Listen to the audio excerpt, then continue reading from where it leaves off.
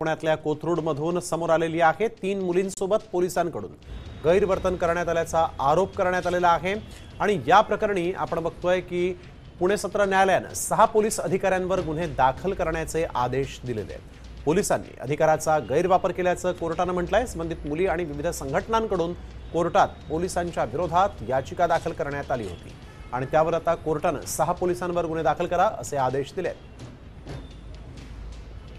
पोलिसांकडून अधिकाराचा गैरवापर केल्याचंही न्यायालयाने म्हटलंय।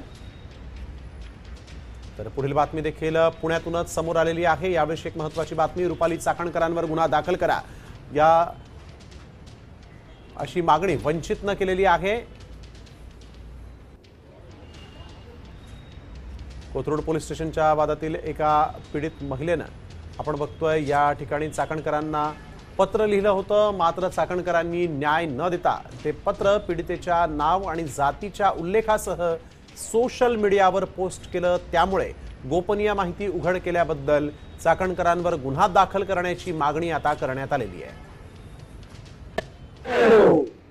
कोथरूड प्रकरणातील तक्रारदार पीडितेने एक तक्रार तिच्या नावासह तिच्या जातीच्या उल्लेखासह या महाराष्ट्राच्या महिला आयोगाच्या अध्यक्षा रुपालीताई चाकणकरांकडे ती तक्रार पाठवली होती।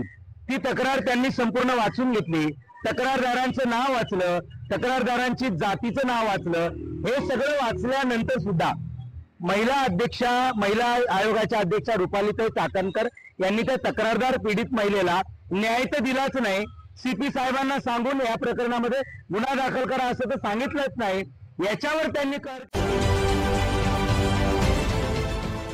देश विदेशातील प्रत्येक घडामोडींचे लाईव्ह अपडेट मिळवण्यासाठी आता साम टीव्हीच्या सर्व सोशल मीडिया प्लॅटफॉर्मला लाईक, फॉलो आणि सबस्क्राईब करा। तसंच सर्व नोटिफिकेशनसाठी बेल आयकॉन प्रेस करायला विसरू नका।